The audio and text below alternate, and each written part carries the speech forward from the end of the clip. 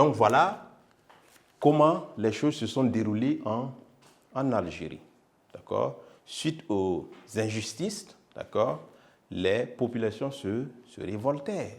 Et à travers le Front de libération nationale, elles revendiquent les indépendances. Donc cela amène la France à accepter des négociations qui s'ouvrent à partir de 1961 pour aboutir d'abord à un cessez-le-feu, c'est-à-dire lorsque les gens ont commencé à se révolter, à partir de 1954, la France a envoyé des troupes pour venir établir l'ordre.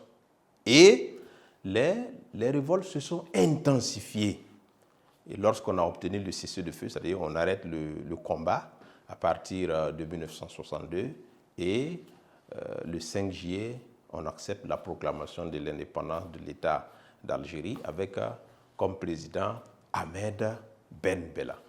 Et ça, c'est le cas spécifique de l'Algérie. On verra pour le Maroc et pour la Tunisie qui ont accédé à leur indépendance suite à des négociations qui se sont ouvertes et qui ont abouti aux indépendances avant l'indépendance de l'Algérie.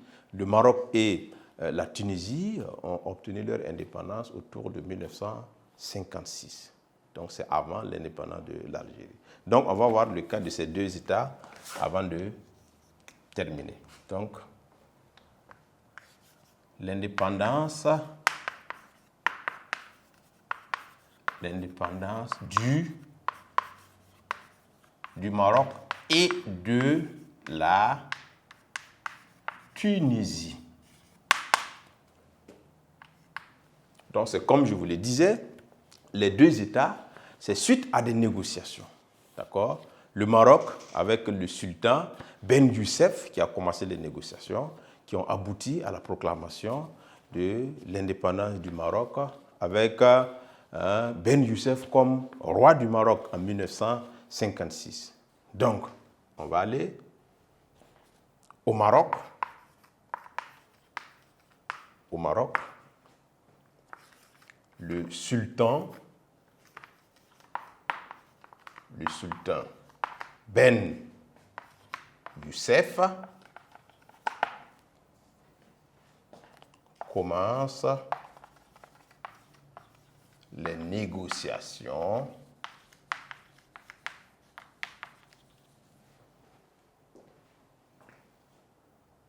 avec la France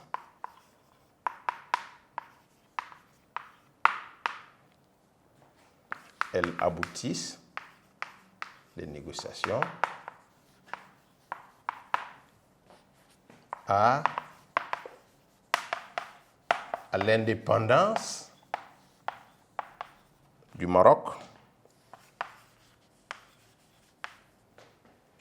proclamée le 2 mars. Proclamée le 2 mars 1956.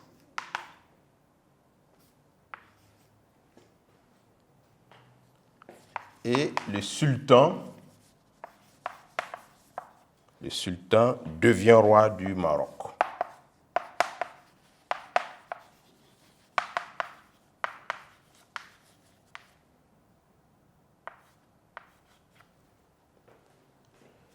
Donc, maintenant, en Algérie, ou en Tunisie, pardon, en Tunisie, les négociations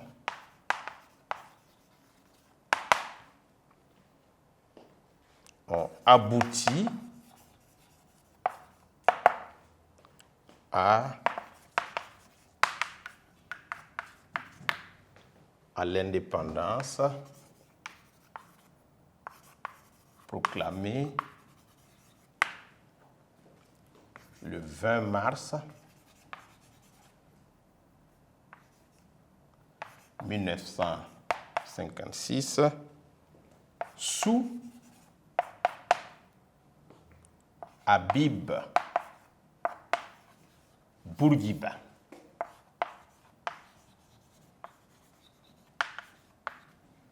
Sous Habib Bourguiba. Donc voilà comment le Maroc et la Tunisie ont accédé à leur indépendance. Pour ces deux États, c'était différent du cas de l'Algérie, donc, qui était une colonie de peuplement. Donc, le Maroc et la Tunisie ont commencé des négociations et ces négociations ont abouti à la proclamation des indépendances le 2 mars pour le cas du Maroc et le 20 mars 1956 pour le cas de la Tunisie. Donc voilà, et on va conclure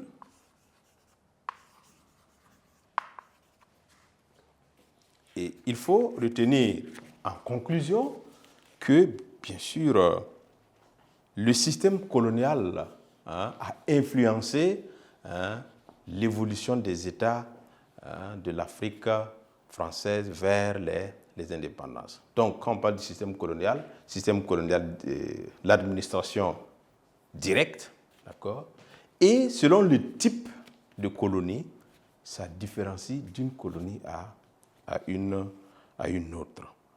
Donc, on veut faire allusion au cas de l'Algérie qui a déclenché une guerre pour pouvoir aboutir, pour pouvoir obtenir l'indépendance. Donc, c'est ce qu'il faut retenir.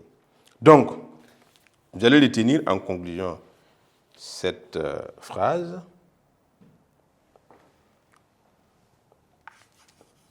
Le type de système colonial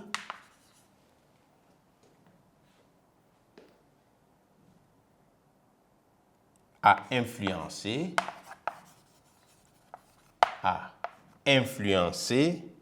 le processus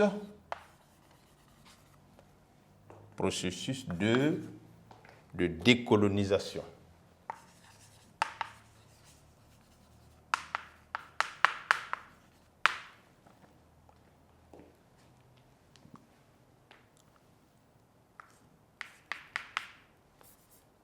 Il fut, c'est-à-dire le processus, il fut relativement,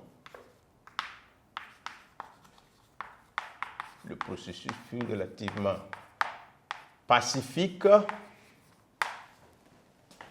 dans les colonies d'exploitation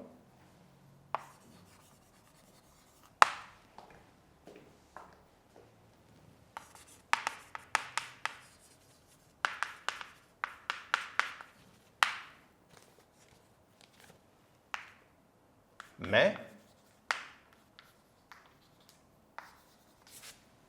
dans les colonies de peuplement,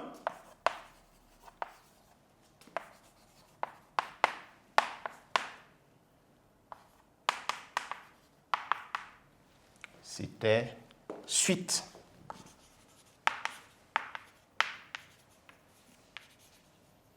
une guerre que l'indépendance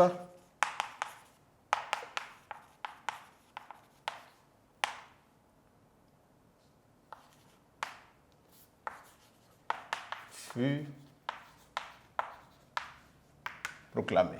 Donc voilà ce qu'il faut retenir. Selon le type ou la forme de colonie, donc le processus a été un peu différent. Mais de façon générale, dans les colonies d'exploitation, le processus a été pacifique avec les étapes que nous avons vues de la conférence de Brazzaville jusqu'aux indépendances massives.